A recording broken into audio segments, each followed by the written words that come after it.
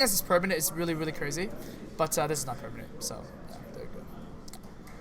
Oh my god, a Shaman card. 7 mana, everything is awesome. You give your minions +2/+2, so I guess this was the Murloc that left the everything can happen picture and came here. So yeah, there you go. It costs 1 less for each Murloc you control. Alright, so what do you think this would have to cost in terms of mana for it to be a playable card? Okay. Like, how reduced would that cost have to be? Yeah, a good question. So we see that part of the wild is kind of +1/+1, right?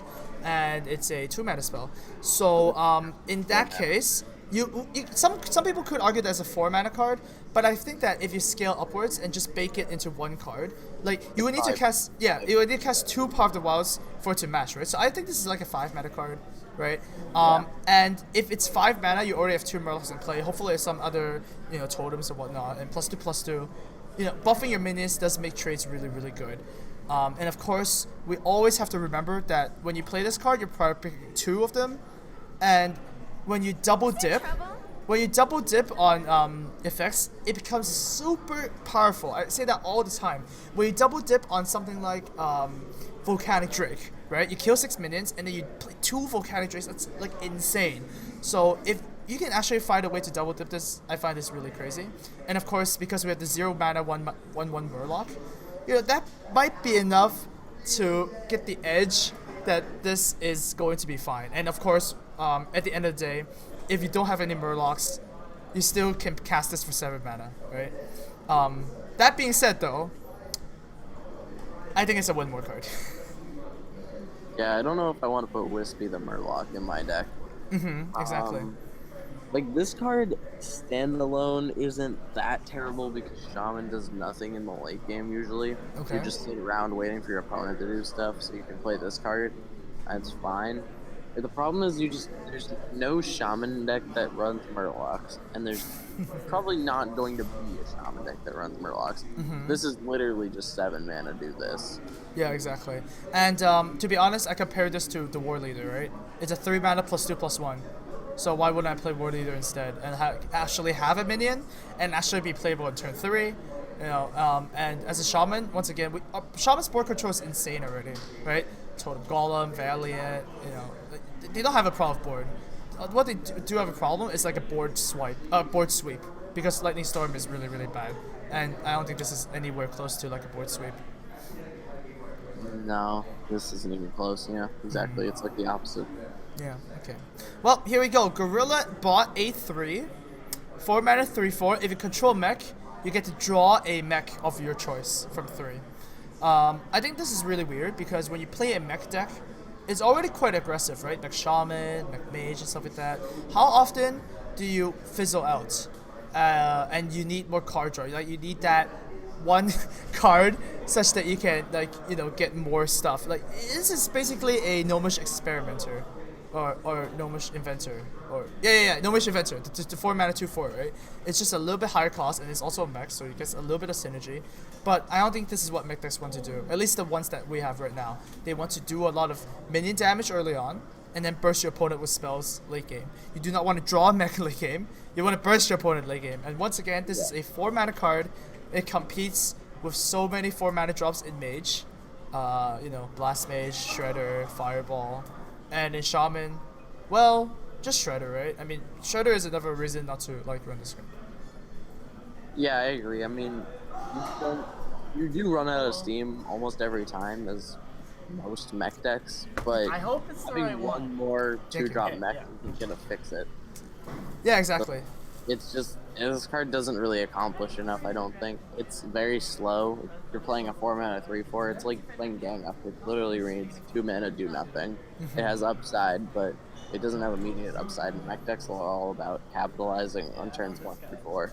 Right, and the only mechs that have like a battle cry that actually matters are very, very limited, right? I mean, Anti-Heal Bot is the only one I can think of. Out of the other things you play it, you need to wait a turn. Clockwork Knell, Mech Warper, the I Pack a Big Punch, Spider Tank, Shredder, those need a turn. So you can't just play this and go like, okay, I can choose something reactionary right now to deal with the board. You just still have to wait a turn. So I think this is just a glorified Gnomish Inventor. Alright, on to the next one. 8 mana, 8/8, neutral. If you have a beast, turn into Iron Bar Protector. Yeah. Yeah. Yeah. Good try. Next one. Okay, next one we have the 3 mana Forgotten Torture. This is pretty cool, right? It's 3 mana, deal 3 damage, so it's kind of a mini fireball. And then you get to shuffle a Roaring Torch, which is also 3 mana, into your deck, and we draw it. It's a 3 mana fireball. Oh, it's a 3 mana fireball? Yeah, it's 3 mana, deal 6 damage, right? Oh, cool. Alright. So how good is this? Okay, so my opinion is this is a cool card because it gives you the ability to play slower Freeze Mage in conjunction with one other card we're going to talk about later. Okay. But, so this card helps you stall out without actually having to commit the burn, right? Because a lot of the time you want to Frostbolt in the mid game, you don't want to Frostbolt in the mid game, and this kind of solves that if you are playing a more defensive style of Freeze Mage. If you're playing an aggressive style, I think this card's trash. But, how I usually play is pretty passive, I've found, and I think this fits my Freeze Mage playstyle really well, so I think I'll try and work this in as a one-of. I think this card is really, really good in Freeze Mage because not only does it like give you more burst overall. I mean, I look at this; it's kind of like 6 mana deal 9 over like just 2 turns, right? So that's cool. It also actually gives you 2 more cards to work with in Freeze Mage, which there's a lot of matchups where you just run out of cards, and then your ice block doesn't matter because you're taking fatigue damage, and then you just die. Yeah. So this is really cool, and this card is even more insane if you have like Emperor Thorazon, right? I mean, usually you don't get to reduce a lot of burn spells. You need to have your Acolyte Pains, you have your Loot Hoarders and stuff like that. And now with this, you can actually reduce even more burn spells for even more burn damage, right? So yeah, I'm a bit excited about this deck. It's pretty cool, but I don't think this is a good card in a Temple Mage or in a Mech Mage, for example. Nah, because it's pretty anti-tempo. Yep. And those are both just strictly tempo decks, in my opinion. Okay, so Amnesiac is going to explain the next card while I say something first. Alright, go ahead. Alright, I'll take the wheel. What the fuck is...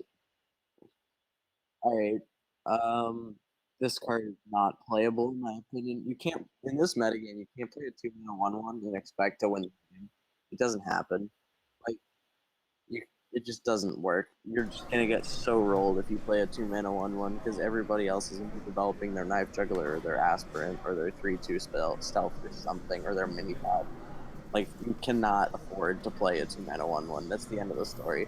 In a metagame that's really slow, I still don't think this is playable. A random 3-cost card is probably just a random 3/3, and I think most classes have access to better. Like, Hunter has Animal Companion. Druid has the new 3-drop. Warrior, if it wants a 3-drop, has that 3/4 taunt now. Priest has Dark Cultist. Like, I don't see how this card ever really fits in. And the fact that it's a 2-mana 1/1 is just so weak. Okay, so my first thought when I looked at this card is that if it's ever going to be in a deck, it's going to be in like a deck that fatigue kind of matters, right? Because it kind of draws outside your deck. So it is kind of like a 5-mana card in my opinion. So it's a 5-mana, summon a 1/1 now and then get a 3-drop later. And you do need to kind of evaluate like how good the 3-cost cards are. And once again, it's just not good enough. And of course, 2 mana, you're playing a shitty drop, right? So I could really only envision this as Warrior because turn 2 usually, if they armor up, they're not really that behind anyways. They're playing the control game anyways. So yeah, I just think of that, and yeah, I guess I agree that in such a tempo-based game like Hearthstone, that a 2-mana 1/1 just doesn't cut it. Otherwise, we'll see like Novice Engineers being run everywhere. So there you go. I pretty much agree with you there. All right, next we have the Huge Toad.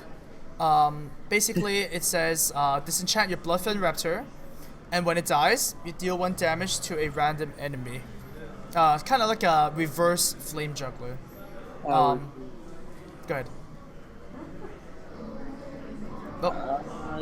Yeah, this... Would you play Bloodfen Raptor with slight upside? I don't think I would. Yeah, I don't think I would either. And the fact that it has Death Rattle is actually even worse than Battlecry, because on Battlecry you can kind of control it, and when you have Death Rattle, your opponent controls it. Sometimes Death Rattle effects are so strong that it messes up your opponent's turn, like Sylvanas or Shredder or stuff like that. This doesn't really mess up your opponent's turn. I mean, there's like a lot of situations where your opponent just trades and then they eat a damage to the face. Like, so what, right? It doesn't really matter. So yeah, I don't see like a huge upside to actually including this card in a deck other than like Whip Spinner. Yeah, I agree. It's just not that much better than Bloodfin Raptor, and Bloodfin Raptor's never seen play. Okay. There you go. Oh, next card is pretty cool. You got the 4-mana Keeper of Udamon. It's a 3/4, and then you change your minions' attack and health to 3, so that you can either use it on your opponent's creature, and this trades in very well, or you can use it on one of your recruits, and this is a super Charlatan Cleric. But once again, it's a 4-mana cost card with a Paladin that's like so swarmed on 4 anyways. I mean, double Sword, double Consecrate is kind of like a default, and now you also have the Shredder. And then some decks even play Blessing of Kings. Like, where do you start with the 4 drops, right? So, do you think that, you know, the overwhelming amounts of like 4 drops is gonna make this card a little bit worse? Yes, I think this card is extremely powerful, but it's just Paladin doesn't need another very, very good 4-drop. I think this will be a one-of. I think this card's really good. It's like Tankmaster, but it's got upside, because you can kill like Ysera with this. I think this could actually be a replacement for a 1-of quality.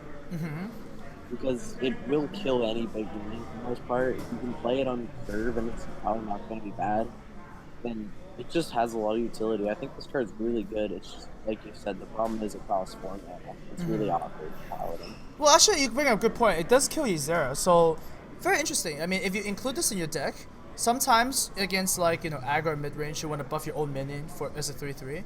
And in that one matchup where you face against a priest, for example, you can just keep this as like a mini equality and not just, you know, spend it on a 1/1. So it's quite interesting when you put it that way, but yeah, not picking the place of my swords or consecrates. Alright, we got the the power creep. Wisp is now a Murloc.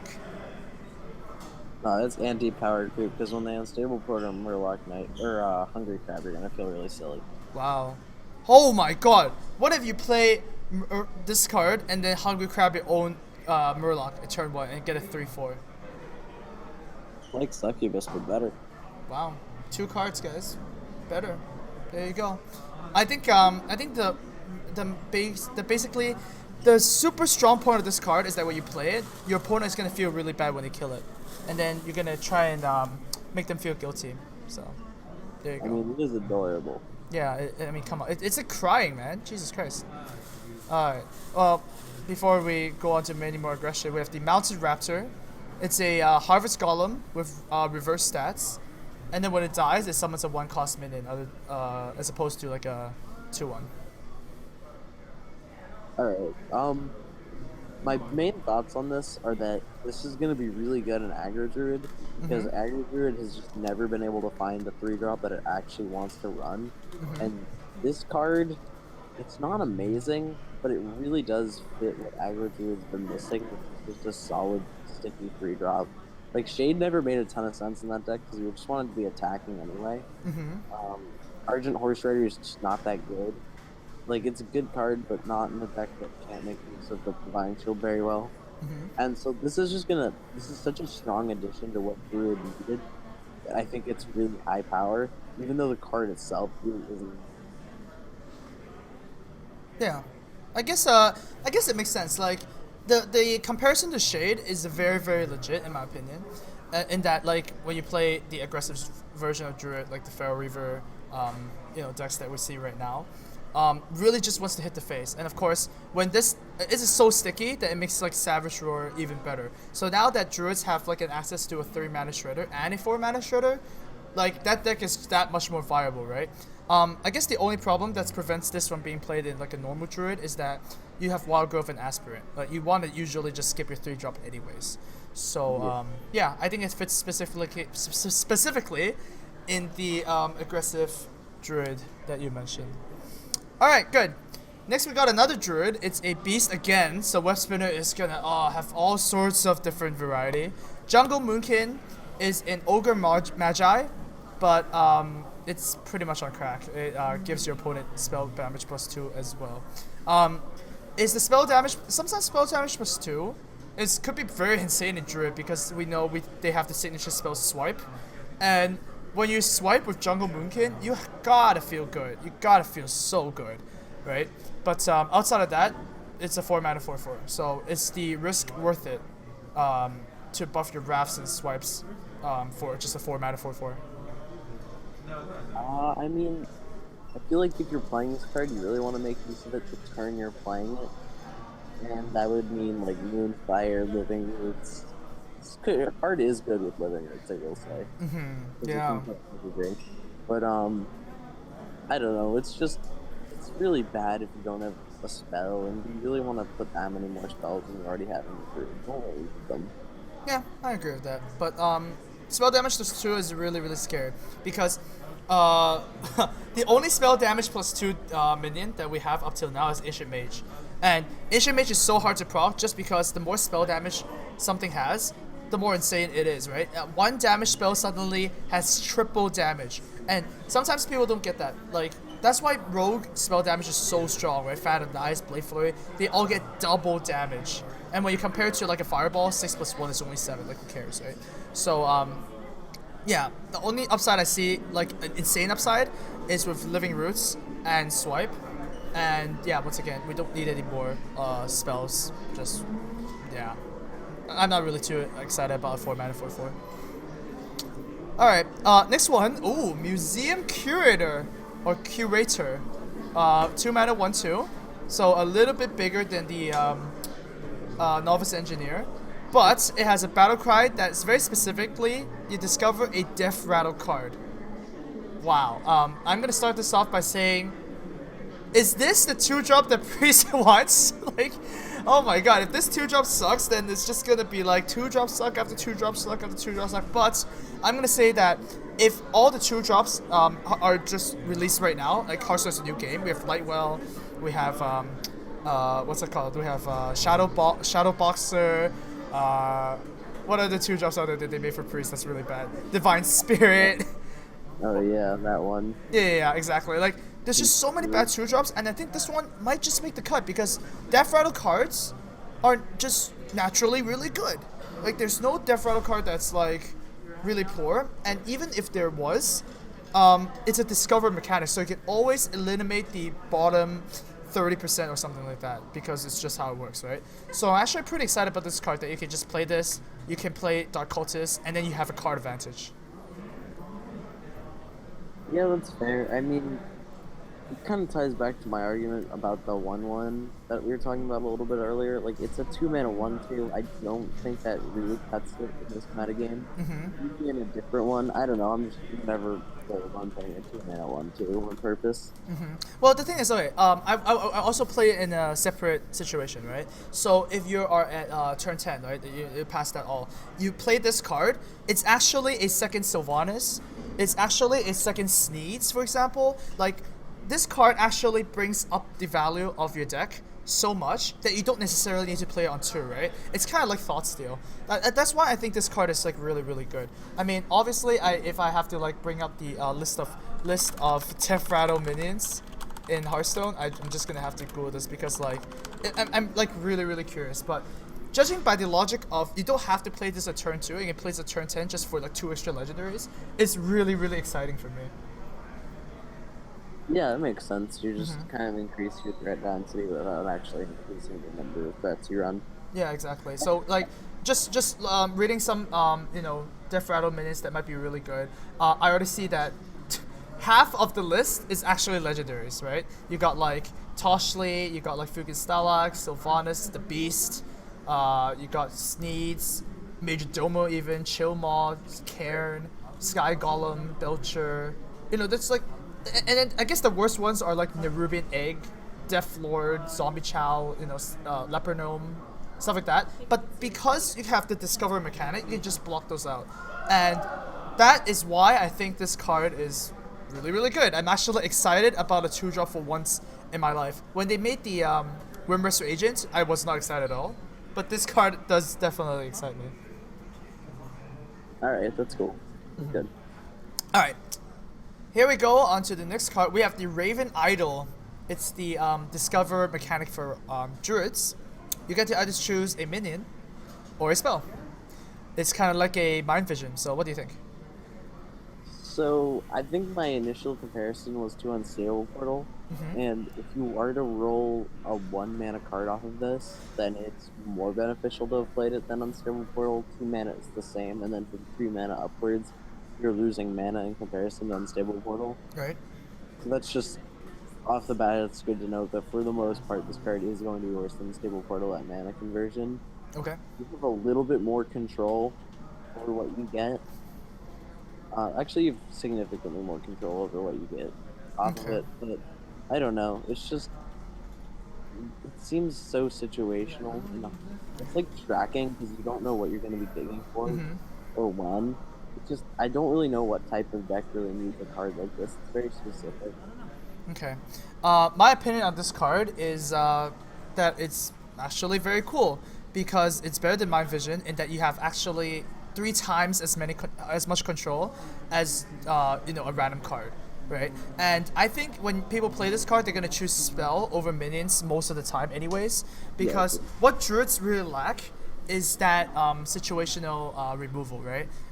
And right now, off the top of my head, I can name like 3 cards that druids remove stuff like Naturalize, Mulch, and Recycle, right? So like sometimes you really need that removal spell, like you just really need it, and there you go. This is what you want to do with a spell. And when your opponent doesn't have anything, you can use this for a minion. And because I think that spell is better than minion, it has to be cost 1 mana, and it's like a bit worse than Unstable Portal, right? Because Unstable Portal you get a net gain of 1 mana, and this one you're actually paying 1 mana. But because it represents so much variety for the spell part, and it's also a much smaller pool of cards rather than minions, because minions you can just get like something ridiculous like Young Priestess or like Ironfur Grizzly, right? But the spell is only druid spells, and that actually makes me like super interested. You get Savage Roar, you get more burst, you need that card draw, you get Starfire.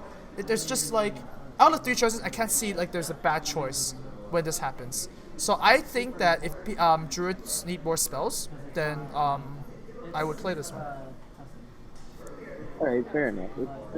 I definitely think that's going to be choosing spell right now. Yeah, choosing minion because it's such a broad range of initial minions. Yeah, I do think that this card will see play. Just like the versatility of getting a spell is just so high, right? You want to swipe against, paladins, and even Starfall sometimes helps a lot. When you're against aggro, you can get Healing Touch or even freaking Tree of Life and just heal yourself back to full health. Like, just such a versatile card because the spell is there. I really doubt that people are gonna choose minions, but yeah, also a card I'm pretty excited about. All right, moving right along, we got Reliquary Seeker. If you have 6 minutes. Game plus 4. This card just gave me a laugh. Oh my god. Yeah, this card's just never gonna be played, but it is funny. It's probably the funniest card in the entire set because, like, yeah, you have your 6 minions. Here you go. You get to do this. I think it just say Battle Cry, deal 20 damage or something ridiculous because, like, it's just so funny that they print something like this effect, right? It should be like Battle Cry, deal 8 control damage. Right, something like that. Because, like, you compare this Gormok, this is, like, nowhere as strong as Gormok, right? And it also buffs itself. I do not like minions that buff themselves. Otherwise, you will have things like, Draconoid Crusher, seeing constructed play. You will see, like, Dragonkin Sorcerer. And buffing yourself is just so bad. You don't want to, like, get sapped. Or like just get freezing trapped or whatnot. So yeah, but all the minions for the +4, not itself. Yeah, exactly. So yeah, I mean the upside.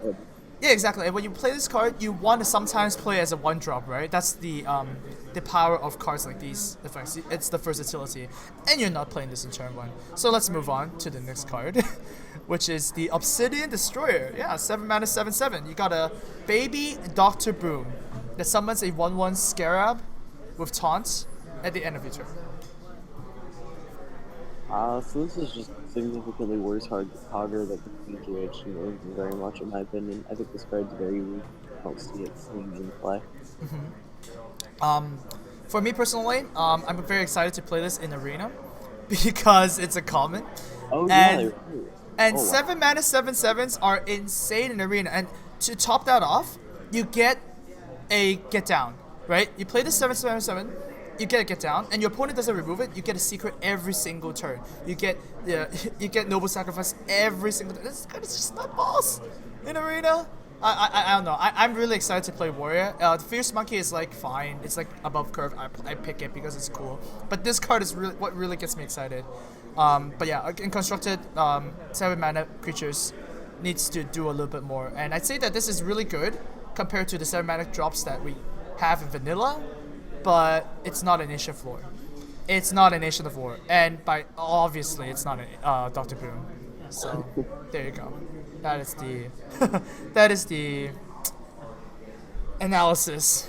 Oh, this card, 5 mana 5/5 Naga Sea Witch. We got a little bit of an interesting Avianna twist here, because this card makes all your cards cost 5. Now, very cool. I treat it as like a 5 mana innervate, right? And if it sticks on the board, then you can just play whatever you want, right? 5 mana, play Naga Sea Witch, and then turn 6, boom, Ysera, right? Or in turn 10, you can either play this, and then you can also play whatever card you want, which is really cool. 5 mana 5/5 is also on curve with Lothab, and with like it's just the 5/5s is just really good, right? Shield Maiden is played all the time because having 5 health is so important in Hearthstone. Spells either usually do 3 damage or 4 damage. It's so rare that spells deal 5 damage. And when spells deal 5 damage, you want it to hit the 5 damage minute anyways, and you don't want to kill command to the face. So this is very interesting, but you do need to abuse the effect of this. Amnesiac, do you think of any cool combos you can use with this card? Combos. I didn't think about combos. I thought about like applications of the card. And the thing that sprung to mind was Control Warrior, just because you can so often make use of it with like this card, something like that, which can be really powerful. But in terms of combos,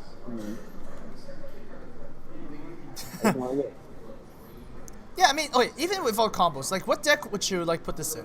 Because like analysis-wise, it's like, you know, pretty cool and whatnot, but you do need to like have a deck that kind of works in it, right? So yeah, but and by the way, your mic is a bit mumbled again. oh, okay, sorry, my bad.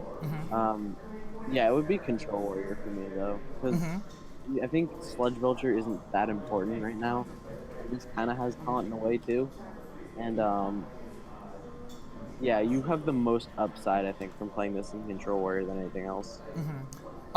One disadvantage that people don't realize about this card is that when you play Naga Sea Witch, your opponent can leave it alive, and the big downside is that you cannot play 2 cards. You can only play 1 card on your turn, and that's very dangerous. 1 mana removal warrior.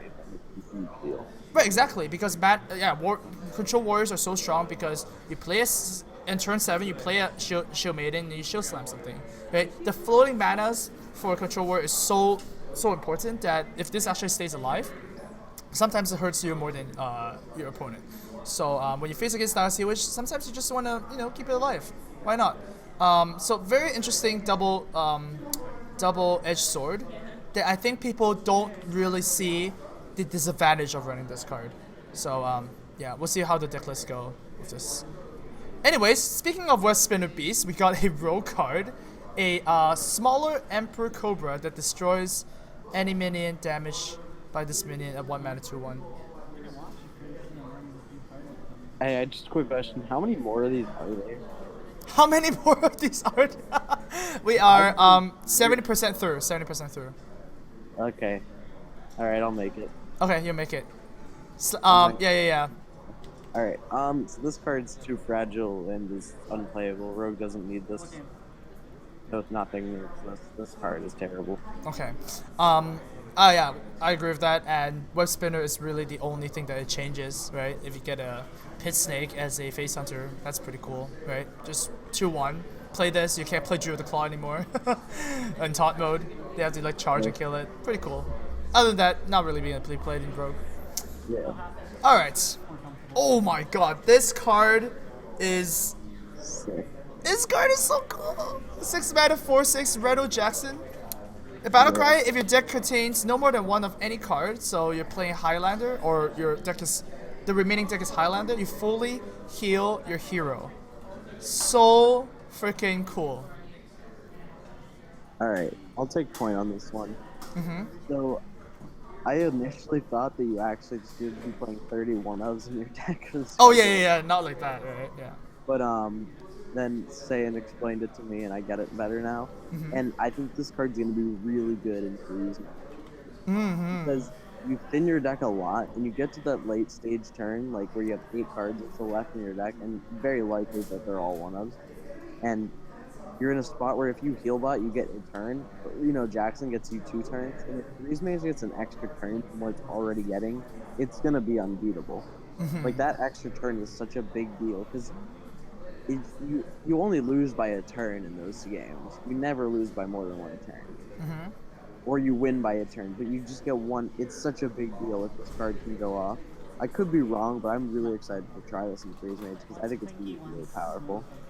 Yeah, I definitely think that if you are going to kind of make your deck all 1-ofs, that, you know, overall your deck is going to suck a lot more because the consistency is just not going to be there, right? What's interesting is that if there is going to be a user interface, a UI thing, for example, if this card is going to glow, that you actually has the battle cry effect, right? Because for God's sake, if you have to count every single card that you've drawn and you don't know if it's gonna work or not, oh my god! Like you could say, exactly, you could say that Hearthstone is gonna be like the highest skill cap game ever because you have to like remember freaking 20 cards.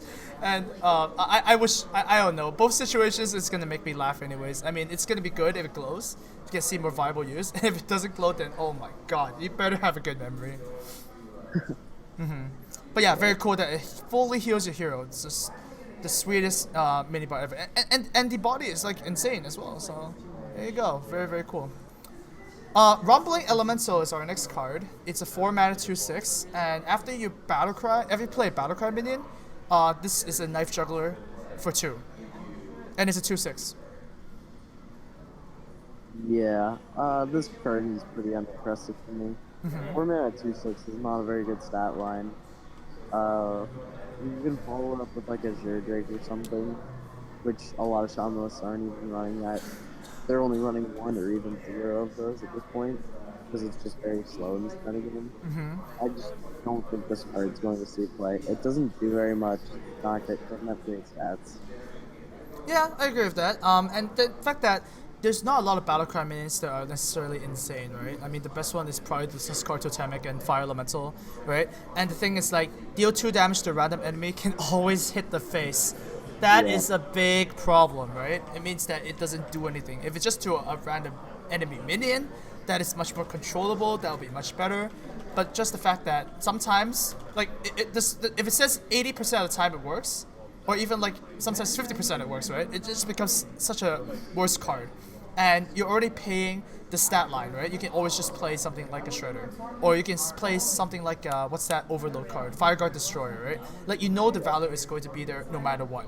And the fact that it can whiff is really, really scary to me. Okay. 1-mana legendary, guys. Finally, Sir Finley Rurgleton. 1-mana 1/3, and you discover a new basic hero power. And because the way you word it is a new basic hero power, it means that you're never gonna get the same hero power again. So if you're playing Priest, you're not gonna get heal anymore. If you're playing a Warlock, you're not gonna tap anymore. And I don't know, this opens so much crazy stuff, I think, for all the classes. Yeah, crazy stuff, but this card won't see play in Construct because you can't. Oh, you can choose actually. Wait, yeah, you get to choose 1 of 3. Yeah, 1 of 3 though. Like, I don't think this card's gonna be playable. You can't. You can't get the same one every time. Like, you can't build your deck to work with 3 different hero powers. Right? Can you? I don't think you can. Well, okay. So my opinion on this is that there is a lot of demand for 1-mana 1/3s. Because like otherwise Mana Worm and No Shacklet would be played. Warbot does not make the cut because it's just technically a vanilla 1/3. I mean, come on, like how often do you enrage a 3 health minion, right? So I think you have to evaluate the hero power as like how do you change your gameplay when you have it And does it really hurt damage when you don't have it? Because, I mean, it's one card. You can't have two of these, right? So, like, the first thing that comes to mind is like a Shaman, okay? Shaman's hero power is widely regarded as the worst, but if you play this and suddenly you get life tap, you can, like, draw 2 Shaman cards per turn. Or suddenly you can, ping stuff, right? I think this is, like, really, really cool, because it changed the whole dynamic of the class. That's, like, usually this class can only draw 1 card per turn, but if you discover like life tap, suddenly you go insane. Or if you discover like what's another one? The rogue card, the daggers, right? The dagger mastery, right? Suddenly you can like ping stuff off really, really simply, except for making totems. And the fact that you can choose which one you want in each match also matters a lot, right? If you're against like a priest, you're obviously gonna choose life tap, right?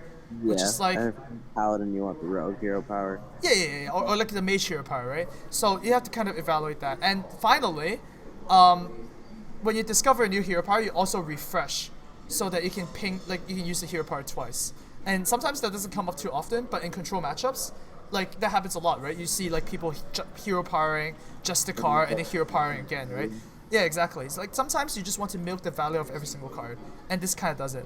And on top of that, it's a 1 mana 1/3, so it's really good against aggro. I'm actually pretty happy about this card. I think it's really well balanced and really well controlled, and you know things can happen. Good things can happen. I think good things can happen, but the fact that you need to balance both drawing this and not drawing this, both situations, means that deck building needs to be very on point. Yeah, you made good points about this. I'm more excited now. Those are definitely some. Yeah, exactly. Okay. Yeah. The fact that aggro decks exist makes me want to play this like a lot more. So yeah, I agree. Okay. Next one is the Summoning Stone. It reminds me of the Brawl, when when you cast a spell, you summon a random minion of the same cost, but it's a 5 mana 0/6. What do you think about that? I mean, you have to be playing spells that would be comparable to developing the same minions. So the spell would either have to develop and then get the development off of this thing's trigger, or the spell would just have to develop like a 5-drop for you. So you already have to have committed spending 5 mana on this, and then you have to spend a bunch of mana on all your other things. This is never gonna work. Yeah, the fact that it's a 5 mana cost and the stats are just so abysmal makes this like just a super win more card, right?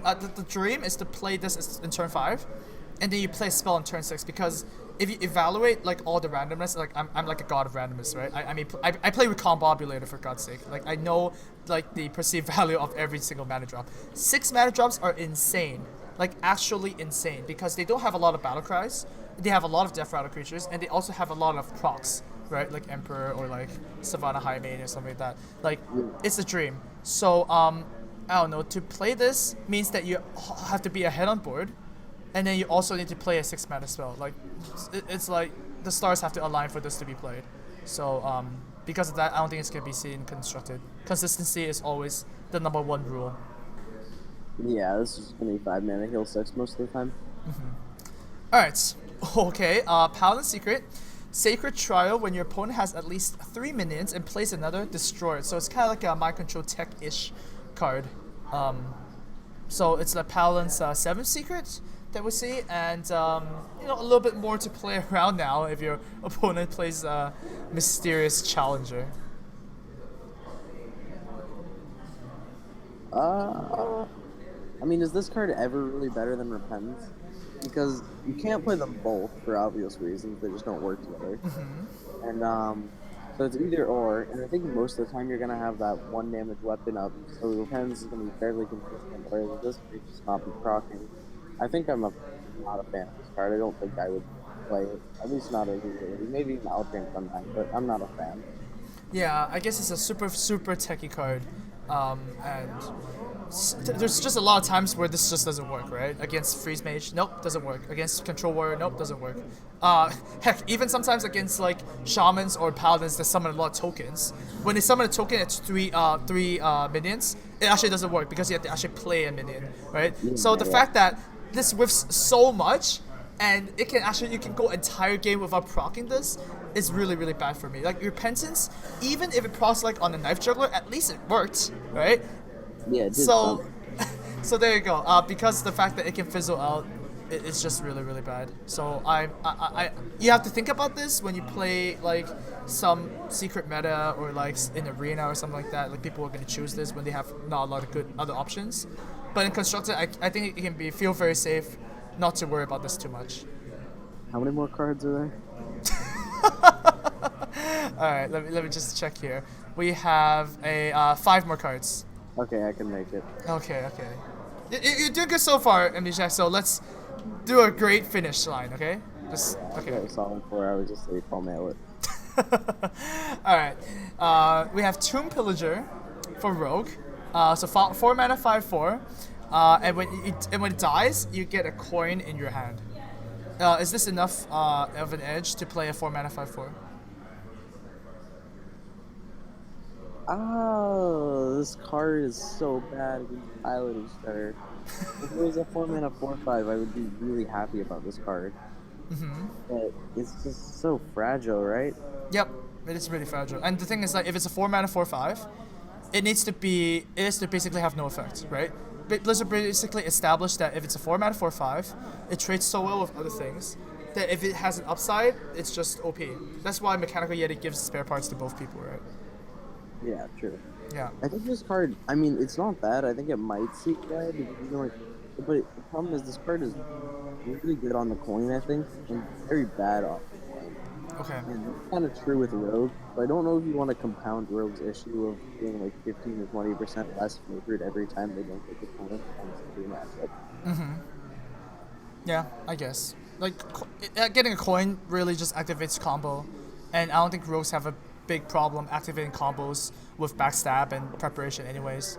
So, yeah, I wouldn't play just a vanilla creature just to leverage that a little bit more. So, not too excited about it. But then again, I'm not really a rogue master of any sort, so... I saw you play Miracle Rogue. Alright. It But yeah. made me think in ways I had never thought. Okay, let's pretend we didn't hear that, and we evaluate the Tomb Spider. It's a 4 mana 3/3, so kind of like a Gnomish Inventor. And Battlecry, you discover a beast. Now, the list of beasts are actually quite undervalued, right? Because beasts having the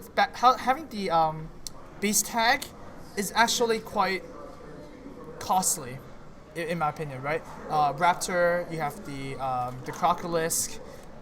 You have Buzzard, for God's sake, I don't know why. But then you also have a lot of upside minions, like King Crush, Gazrilla, Savannah Highmane is probably the dream.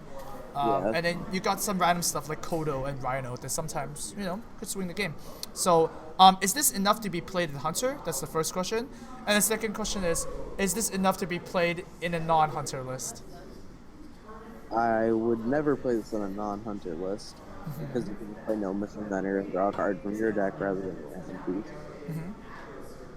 So the only question remaining would be, is it good enough in Hunter? And is it even better than no Mission Gunner in Hunter? Would you ever play no Mission Gunner? Like, right. I'm trying to think of why it would be better. You get like a third Savannah Hyman some amount of the time, but I think for the most part, I would rather play no Mission Gunner in this card, and I'd rather play Pilot Destroyer than no Mission Gunner. So I just don't see how this really fits. It's just not that good to draw from not your deck when you have the choice to, especially when your deck is never going to fatigue. Yeah, makes sense. And I guess because as a hunter you're never going to fatigue, the only upside to this is that you have a lot of versatility, right? Like I love the discover mechanic because every game is different and you can tinker every game around something. Like for example, sometimes you just really need the silence and the owl helps. Sometimes you really need that one extra big minion. But because it costs 4 mana, you can't proc it at turn 10, right? So if you play this and then suddenly you have Gazrilla as a choice, you really need the big board, but then you can't play, right? That's why I love Museum Curator so much because it's 2. But as a 4-drop, it's just not versatile enough. You need the mana. And yeah, I pretty much agree with you that 3/3 is not better than a Gnomish Inventor. Like, the stats just don't really match up. So, not too excited about this card. Yeah. Yeah. Okay, we still have some very cool cards. We have an Unearthed Raptor, 3 mana, 3/4, so it's Spider Tank value and has upside. You battle cry, you choose a friendly minion. So basically, if you have a friendly minion with a Death Rattle effect, you get to copy it. And this is a 3 mana, 3/4. I'm gonna start this off by saying that they really want Control Rogue to work out now, right? They really want something that's not Orb Rogue to surface. And this might be able to push it because, God's sake, if you copy a Sylvanas, you just win the game. Like, it's just too insane if you have 2 Sylvanas. The question is, like, how hard is that to accomplish? Are you going to, proc it with Emperor and, like, play Sylvanas with this? Are you going to start putting in Nerubian eggs or, like, Haunted Creepers so that this works a little bit more? Or you just don't get a care and play a 3 mana, 3/4? I think I'm most excited for this card in Temple Rogue, and that sounds weird to say because Temple Rogue hasn't been played in a year and a half, but I think it'll be really interesting because you can build Temple Rogue pretty well. Like, Broodhooder was a card you wanted to be running anyway. Haunted Creeper is just a good card right now because of all the Paladin, and then you can just kind of curve out with Death Rattles, like Shredders, you can do Sylvanas, Cairn as your end game. But this is just such a powerful effect if you can land it on 3. That I think that this and Temple Rogue could be very legitimate and very powerful deck. Yeah, sure. I mean, running Sylvanas and Dr. Boom are really not out of the question, right?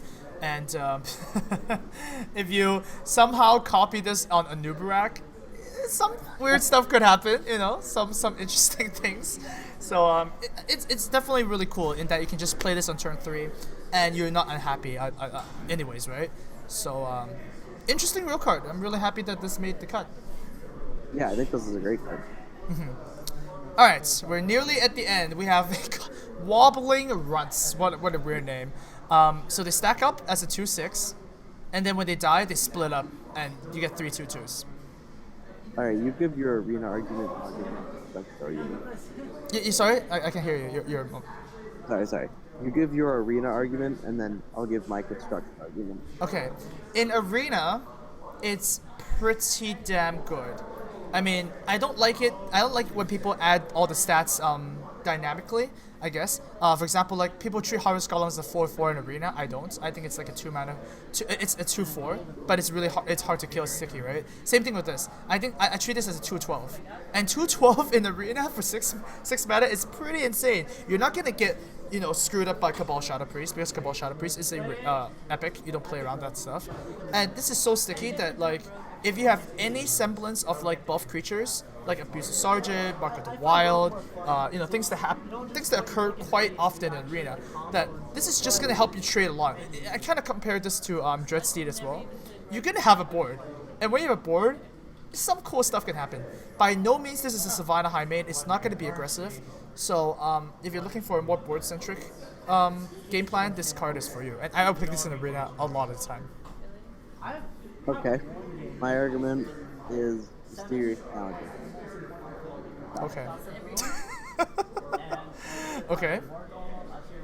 It's just like you play this card into Mysterious Challenger, and then they play Mysterious Challenger, and then you just can't win because you spend so much mana playing the card. It's just too slow in the current metagame. It might have a place in a more warrior-heavy, really warrior-heavy metagame, and it's not bad against Druid if you can find the time to develop it. It's very hard to do that. Yeah, exactly. I mean, 6 mana 2/6 is not something you want to play in Constructed ever, right? So it just doesn't achieve the things you want to do. Your opponent can always ignore it, right? And the fact that people can't ignore a Savannah Jaime is because it's freaking dealing 6 to your face every time you ignore it. So yeah, I don't think it's a constructed card. Good. And the final card, Mr. Amnesiac, is the Tunnel Trog. 1 mana, 1/3 Shaman card. Whenever you overload, gain an attack per locked mana crystal. What do you think? I'm really excited that Shaman got a real card for that.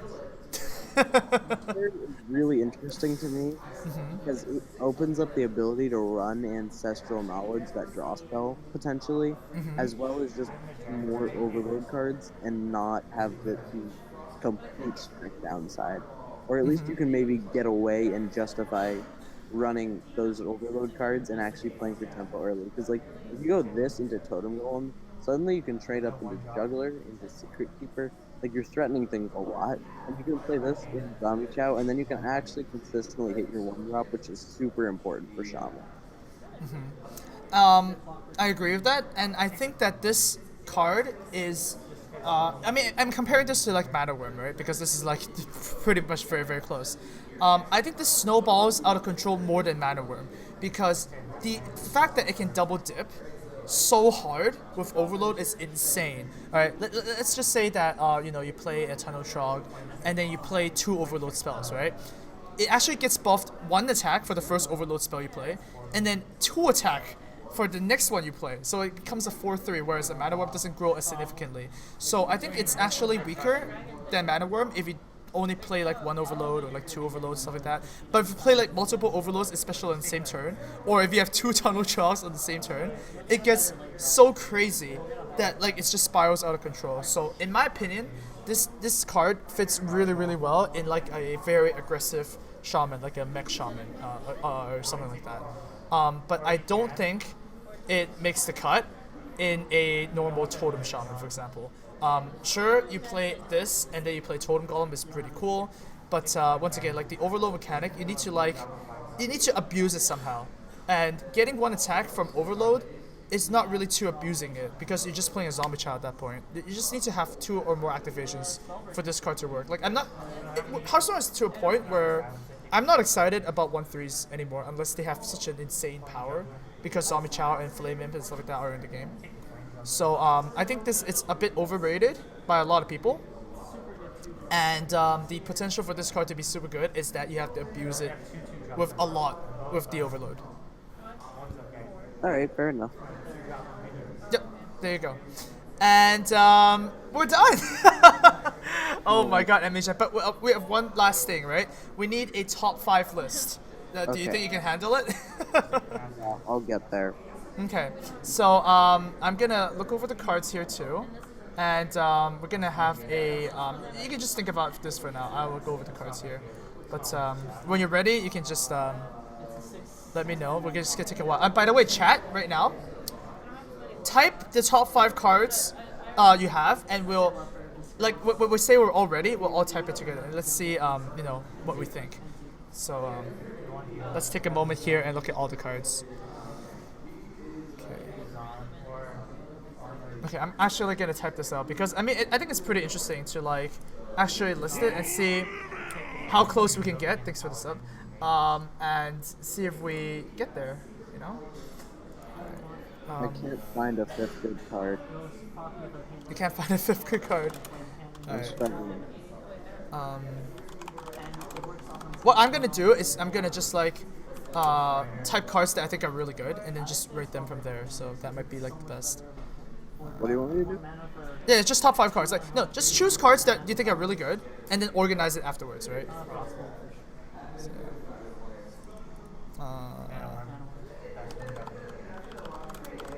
yeah, it's really cool to, you know, just guess if you're right or wrong, really. Yeah, I see a lot of. Tell me when you're ready, by the way. Oh, I have my 5. You have your 5 already? Oh, Jesus. Okay, I will be a little bit quicker then. If you get it early, yeah. That's true. If I get it early, it's pretty useless. It is. But I don't have any cards left. Okay, I am locking in my ads. 1, 2, 3, 4, 5, 6. I have 6. I need to get rid of 1. Huh?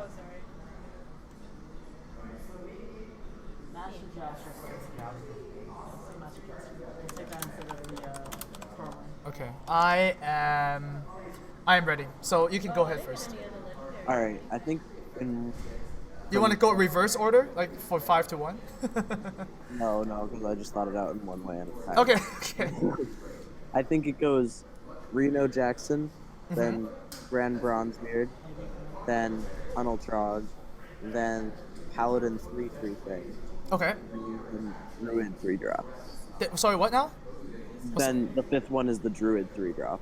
The third The Druid 3-drop, the mounted Raptor.